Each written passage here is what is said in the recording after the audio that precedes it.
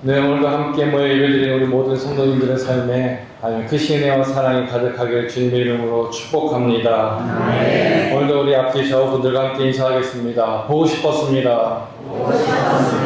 사랑하고 축복합니다. 여전히 당신은 내 등불입니다. 당신을 위해 기도하겠습니다. 아멘이십니까? 당신은 내 등불입니다. 지난주에도 말씀드렸지만 나에게 가장 귀하고 소중한 존재로 내가 계속해서 기도하는 존재입니다 라는 고백입니다. 그렇게 함께 고백하시길 바라요. 계속해서 그렇게 서로를 위해 중보 기도하며 서로의 안부를 묻고 관심을 갖는 중에 마음으로도 하나 되는 우리 구상교회 공동체를 만들어 갑시다. 하나 되는 공동체는요, 여러분, 한두 사람만의 힘으로 되는 것이 아닙니다. 공동체에 속한 우리 각자가 같은 뜻, 같은 마음, 같은 생각으로 신앙생활하면서 그렇게 서로를 위할 때, 서로를 품을 때 비로소 이루어지는 겁니다.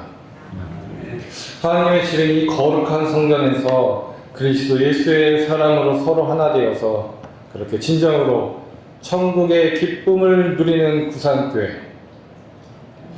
여러분, 담임 목사가 그것을 꿈꿀 때 그 꿈이 저의 꿈으로만 남는 것이 아니라 오늘 우리 모두에게 현실이 되도록 마음을 모아주시길 부탁드립니다.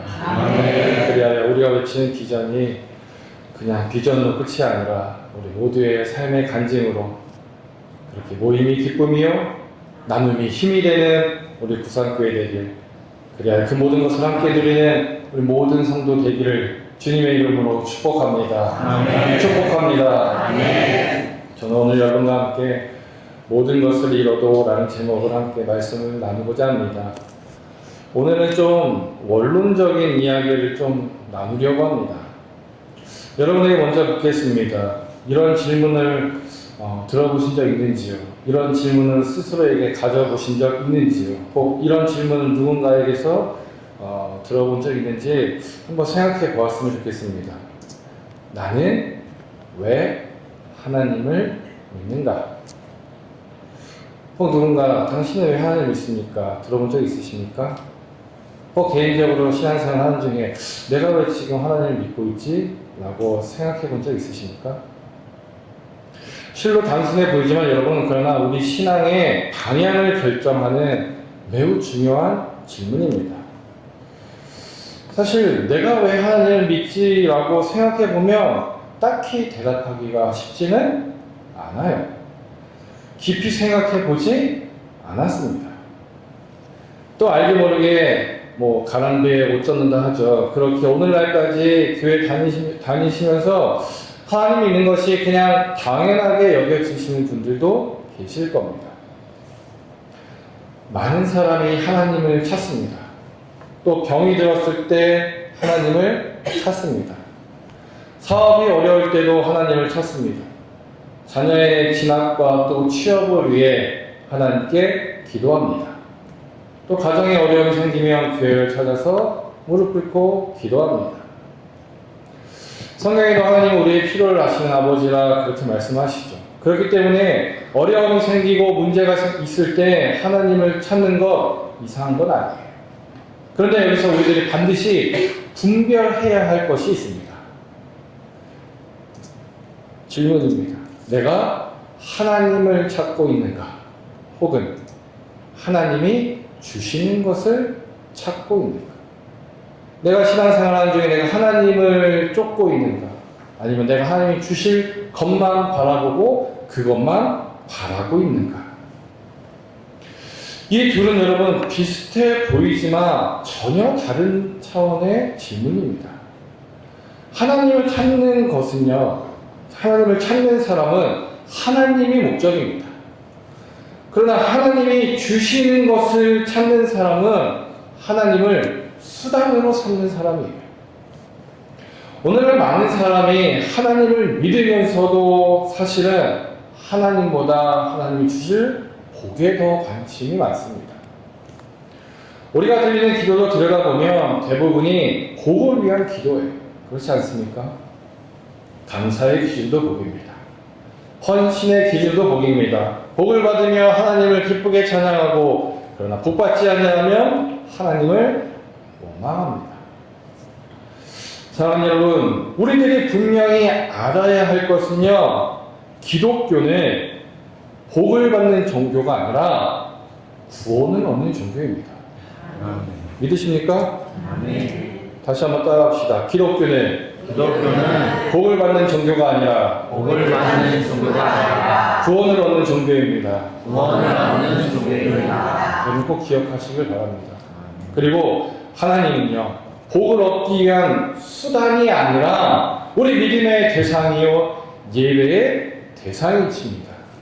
이것을 우리들 분명히 알고 신앙생활해야 돼요. 신앙생활하는 분명한 목적이 없기 때문에, 또 무분별하기 때문에 열심히 신앙생활하다가 넘어지고 잠깐 교회에 나왔다가 사라지는 경우들을 참 많이 보게 됩니다. 때문에 적어도 오늘 함께 예배드리는 저와 여러분은 오늘 말씀을 통해 기독교의 본질이 무엇인지 다시 한번 깨닫고 우리의 신앙을 점검함으로 평생 신앙인으로 살아가는, 그렇게 평생 하나님을 예배하는 자가 되시길 주님의 이름으로 축복합니다. 아멘. 한번 묻겠습니다. 예수님께서 이 땅에 오신 이유가 무엇입니까? 병 고쳐주러 오셨습니까? 가난을 해결하려고 오셨습니까? 외세 약대로부터 민족을 해방시키기 위해 오셨습니까? 왜 오셨죠? 예수님께서 말씀하셨습니다. 인자는 잃어버린 것을 찾아 구원하러 왔다고 말이에요. 누가복음 19장 10절에서 4개월을 구원하시는 그 예수님의 모습을 통해 우리에게 가르쳐주고 계십니다. 인자가 온 이유는 구원하러 온 것이라. 그런 맥락에서 여러분, 십자가도 구원을 위해 세워진 겁니다. 예수의 부활도 구원을 위해 있었습니다. 복음이라는 것도 구원을 위한 소식입니다. 예수 승천 후에 오늘날까지 이 교회가 존재하는 이유도 바로 이 구원 때문입니다. 이 사실을, 이 진리를 우리들 간과해서는 아니 됩니다. 어느 순간 교회에서 이 구원의 가치관이 많이 상실되었습니다. 제사보다 제밥에 관심 많은 것을 보게 됩니다. 물론 하나님께서 복을 주지 않으시는 분은 아니에요. 다시 말해, 성경은 하나님이 복을 주시지 않는다고 말하지 않습니다.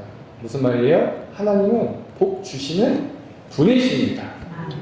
하늘로부터 오는 복을 주시는 분이에요. 그래서 아브라함도 복을 받았고, 다윗도 복을 받았고, 솔로몬도 복을 받았습니다. 나아가 예수님께서도 많은 이들을 고치셨고 또한 살리셨습니다.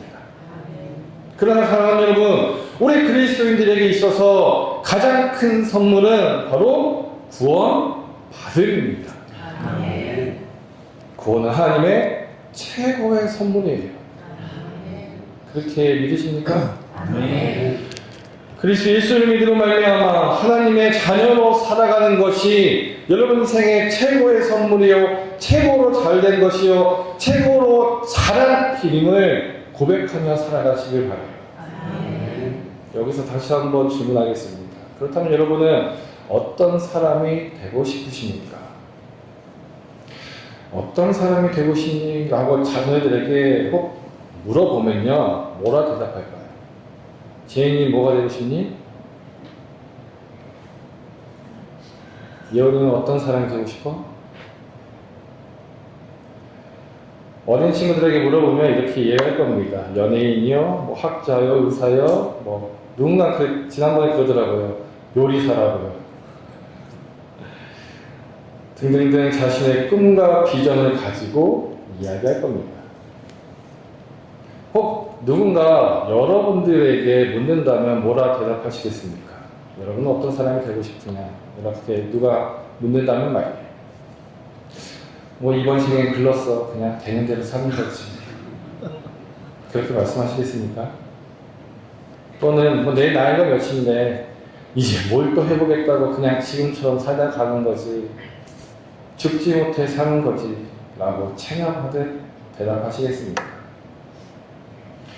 많은 재산을 가지고 많은 지식을 가지고 세상 떵떵거리며 살아도 여러분 하나님을 모른다면 그냥 가장 중요한 것을 잃어버린 사람입니다.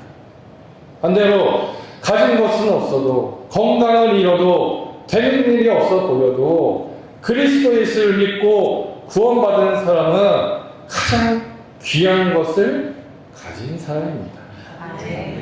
올해 찬양에도 있지 않습니까? 내 안에 가장 귀한 것 예수를 알미라. 그 은보다 더 귀한 것 예수를 알미라. 오늘 여러분 이 자리에서 그리 고백할 믿음을 갖고 예배하고 계십니까? 아니면 여전히 제밥에만 관심을 갖고 하나님 예배의 대상이 아니라 복의 수단으로만 생각하십니까? 오늘 여러분의 삶이 어떠하든지 간에 이제라도 나는 이런 사람이 되고 싶습니다라고 말하십시오. 나는 예수를 믿어 구원받은 사람이 되고 싶습니다. 오늘 우리가 살펴보고자 하는 욥의 인생이 바로 그러한 인생이었습니다. 고난도 그러한 고난당함이 없을 정도로 심한 고통을 겪은 자였습니다. 그럼에도 불구하고 그는 하나님을 끝까지 신뢰한 자였습니다. 사탄이여 세상을 돌아본 중에 하나님을 만나 하나님께서 이렇게 말씀하십니다. 너는 세상을 돌아다니는 중에 내 종 욥을 잘 살펴보았느냐. 이 세상에는 그 사람만큼 흠이 없고 정직한 사람, 그렇게 하나님을 경외하며 악을 멀리하는 사람은 없다라고 하나님께서 친히 말씀해 주셨습니다. 그러자 사탄이 이렇게 말하는 겁니다. 욥이 과연 아무것도 바라는 것 없이 하나님을 경외하였을까요? 사탄의 그 질문에 하나님께서 대답 대신에 욥의 삶을 보여주셨습니다. 하나님께서 욥을 사탄의 시험 가운데 두셨습니다. 그 일로 인하여서 욥 모든 재산을 잃었습니다. 종들을 잃었습니다. 심지어 10명의 자녀들까지 다 잃었습니다.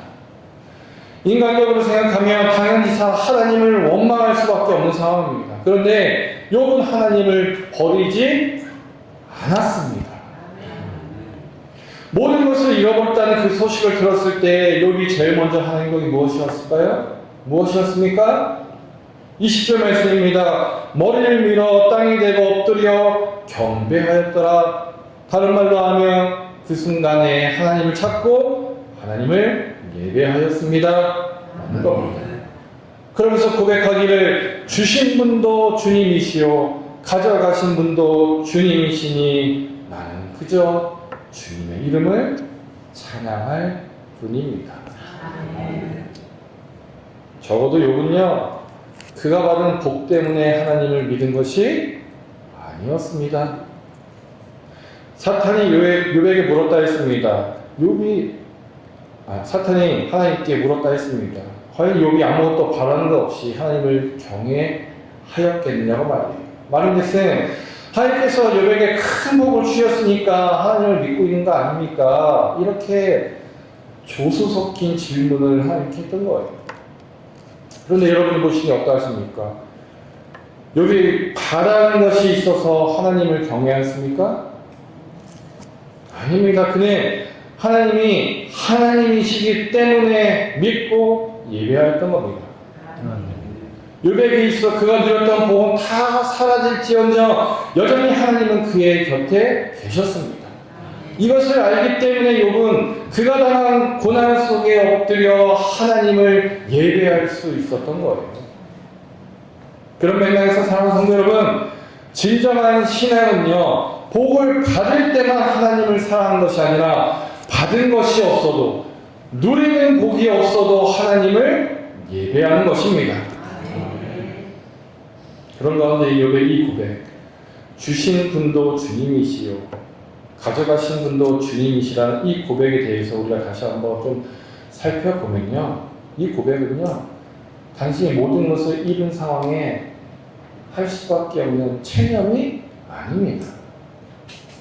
욥의 믿음의 선언이에요. 그가 다 잃었으나 그럼에도 하나님을 무서워하면서 마지못해 한 고백이 아니라는 겁니다. 그가 다 잃었으나 그러나 여전히 그와 함께 계신 그 하나님을 알기에 여전히 그와 계신 그 하나님에 대한 믿음의 선포를 보여주는 말이 바로 주신 분도 주님이시오 가져가신 분도 주님이십니다. 그 말에 담겨져 있는 거예요. 무엇보다 욥은요 모든 것이 다 하나님의 손 안에 있다는 것을 믿었습니다. 다른 말로 하면 하나님의 섭리 속에 우리가 살고 있다는 것을 인정하였다는 거예요. 그런 가운데 욥의 고백처럼 여러분 사람은요 빈손으로 태어납니다. 그리고 빈손으로 떠납니다. 우리의 생명도, 우리의 가정도, 우리의 직장도, 우리의 건강도 하나님께서 우리에게 맡겨주신 것이지 언제건 하나님께서 거두어 가실 수 있음을 또한 인정해야 합니다. 인정할 수 있으시겠습니까? 주신 건 인정하겠는데 거두어 가시는 건 그렇게 인정하기 쉽지 않아요. 그러나 여러분 언제건 하나님께서 거두어 가실 수 있음을 인정해야 합니다. 그렇게 거두어 가시는 하나님을 인정하는 것 이것 또한 믿음이에요. 사랑하는 여러분 오늘 여러분이 누린 모든 것들 언제건 하나님께서 거두실 수 있습니다. 필요하면 복도 주시지만 또 필요하면 거두기도 하십니다. 이것을 인정하시길 바라요. 그런 중에 그럼에도 불구하고 하나님께서 결단코 끝까지 거두지 않으시는 한 가지 축복이 있으니 그것이 무엇입니까? 구원하심. 세상의 복, 세상에서 누리는 모든 것들은 언제건 사라질 수 있지만 그러나 예수 그리스도 안에서 받은 구원은 영원함을 사랑하는 여러분 믿으시길 바랍니다. 아멘. 마지막으로 우리가 살펴볼 것은요 22절 말씀이에요. 22절 말씀에 욥은 이 모든 어려움을 당하고도 죄를 짓지 않았으며 어리석게 하나님을 원망하지도 아니하였더라 하였습니다. 지금 욥이 처한 환경은요 말 그대로 최악이었습니다. 요즘 우리나라 최악의 상태에 처해 있다라고 하는 것이 하나 있습니다. 우리나라에 무엇입니까? 뭐라고 말씀드리긴 제가 좀 그렇지만 그거 있잖아요. 지구는 둥글듯이 둥근 공 가지고 하는 그 협회가 요즘 최악이라 하더라고요. 너무 진지하게 듣지 마시고 이렇게 문자로 드린 말씀입니다. 제가 앞서 말씀드렸습니다. 재산을 다 잃었습니다. 자녀들도 잃었습니다. 심지어 이후에는 자기 건강도 잃었습니다. 갑작스럽게 모든 것을 다 잃었습니다. 그렇게 그에게 주어진 환경은 최악이었습니다. 그러나 그의 신앙은 무너지지 아니하였습니다. 왜요? 욥의 믿음은 자신에게 주어진 그 환경 위에 세워진 믿음이 아니라 하나님 위에 세워진 믿음이었기 때문에 그런 겁니다. 오늘날 많은 사람들이 환경이 좋으면 감사하고 환경이 어려우면 신앙도 흔들립니다. 그러나 아셔야 합니다. 복이 우리의 신앙을 만들어주는 것이 아니라 구원이 여러분의 신앙을 붙잡고 있는 겁니다. 복이 신앙을 만들어주는 것이 아니라 구원이 여러분의 신앙을 이끌고 있는 겁니다. 사랑하는 여러분, 우리들이 예수님을 믿는 목적이요, 이 땅에서 편안하게 살고자 하는 것이 아닙니다. 죄에서 구원받고 하나님의 자녀가 되고 그렇게 영원한 생명을 얻고자 그리스도 예수를 믿는 겁니다. 그렇게 사도 바울의 고백처럼 우리들이요, 환난 가운데서도 기뻐할 수 있는 겁니다. 복이 문제가 아니라 구원이 중요하기 때문에 그런 겁니다. 그 기쁨은 환경이 가져다 주는 기쁨이 아니라 구원이 가져다 주는 기쁨이기 때문에 그런 겁니다. 여러분, 말씀 읽습니다. 오늘 말씀의 제목이 무엇이었습니까? 함께 읽어보겠습니다. 시작. 모든 것을 잃어도 사랑하는 여러분, 모든 것을 잃어도 하나님을 예배하십시오. 모자라서도 아닙니다. 체념해서도 아닙니다. 우리 세상 모든 것 위에 계신 그 하나님을 가장 신뢰하는 그리스도인이기 때문에 그런 겁니다. 여러분, 이것이 지혜입니다. 욥기를 통해 배운 삶의 지혜, 다른 것 없습니다. 오늘 말씀의 제목 늘 마음을 새기고 신앙생활 해 가시길 바라요. 모든 것을 잃어도 나는 주님을 예배하겠습니다. 모든 것을 잃어도 나는 주님을 신뢰합니다. 하는 고백을 가지고 살아가시는 저와 여러분들에게 주님의 이름으로 축복합니다. 기독교는 여러분, 복을 받는 종교가 아닙니다. 물론 하나님은 사랑하는 자녀에게 복을 주시죠. 그러나 복이 신앙의 목적이 되어서는 아니 되겠습니다. 우리 신앙의 목적은 무엇입니까? 무엇입니까? 구원하는 것. 구원입니다. 기독교의 핵심 가치는 예수 그리스도의 십자가입니다. 그리고 이 십자가는요, 우리에게 재산을 보장하기 위해 혹은 건강을 유지해 주기 위해 세워진 것이 아니라 죄인을 구원하기 위해 세워진 겁니다. 우리는 복을 받기 위해 십자가 앞으로 나온 것이 아닙니다. 우리 위해 죽으시고 부활하신 그 예수 그리스도를 믿음으로 영원한 생명을 얻기 위해 나온 겁니다. 세상의 복은요, 언젠가 끝이 납니다. 재산도, 명예도, 건강도, 심지어 우리 육신의 생명까지도 유한합니다. 우리의 생은 잠깐이지만 그러나 구원은 영원합니다. 예수님께서 말씀하시지요. 사람이 온 천하를 얻고도 자기 생명을 잃으면 무엇이 유익하리요? 육의 생명을 이야기하는 것이 아닙니다. 우리 영의 생명, 영생을 잃으면 무슨 유익이 있겠느냐 말씀하시고 계신 겁니다.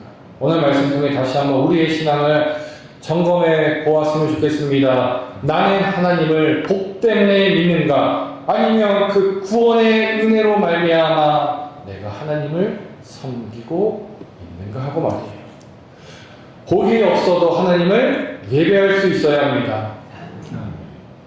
환경이 변하여도 구원의 은혜를 붙들고 사는 것이 참된 신앙인입니다. 그러므로 우리는 복을 쫓는 사람이 아니라 십자가를 쫓는 사람, 구원을 자랑하는 사람으로 살아가야겠습니다. 그리 고백하십니까? 그리 결단하십니까? 오늘 함께 찬양하면서 설교를 좀 마무리하고자 하는데, 여러분, 우리 찬양 같이 준비해 주시고, 근래에 우리가 계속해서 불렀던 찬양입니다.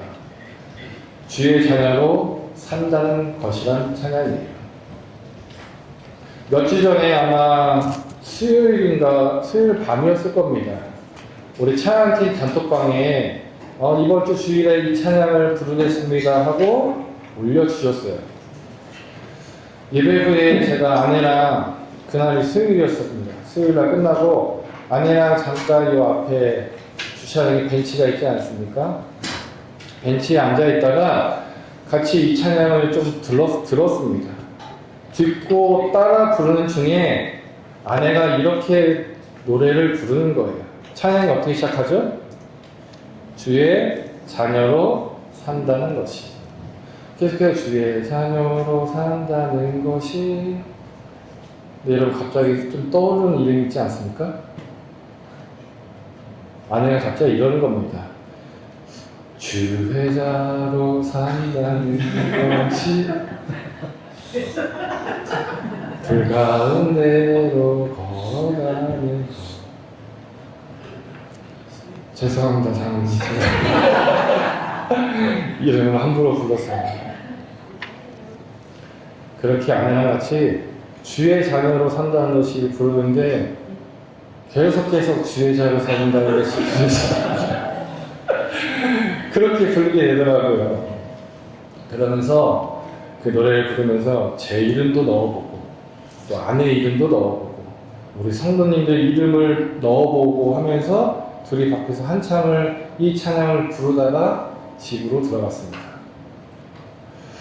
그런데 그날 밤에 제가 잠을 잘 이루지 못하였습니다. 계속해서 머릿속에 주의 자로 산다는 것이 이것이 계속해서 제 머릿속에 밀도는 거예요. 여러분 단순히 주의 자녀라 부를 때는 몰랐던 것이요. 거기에 이름을 넣어 부르니까 너무나도 그 가사가 제 마음에 다가왔고 그렇게 성도님들의 삶을 생각하게 되고 사는 게 고되고 힘들지만 그럼에도 불구하고 이렇게 신앙생활하는 여러분들을 생각하니 마음에 이렇게 감동이 차와서 제가 그날 잠을 못 이뤘습니다.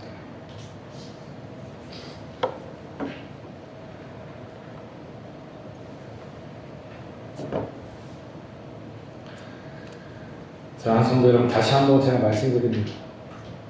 복은 신앙의 목적이 아닙니다. 기독교의 힘은 그리스도 예수의 십자가입니다. 그런 가운데 성도로 살아가는 것이 주의 자녀로 살아가는 것이 불 가운데 또 바다 위를 걸어가는 그런 거친 삶일지언정 그 안에서 지키시는 그 하나님의 은혜를 온전히 누리며 살아가시길 주님의 이름으로 축복합니다. 그렇게 우리에게 구원보다 더 큰 축복은 없다. 이 믿음 가지고 어떤 상황 속에서도 주님 예배하며 믿음으로 세상을 이기는 저와 여러분 되길 주님의 이름으로 축복합니다. 함께 찬양합시다.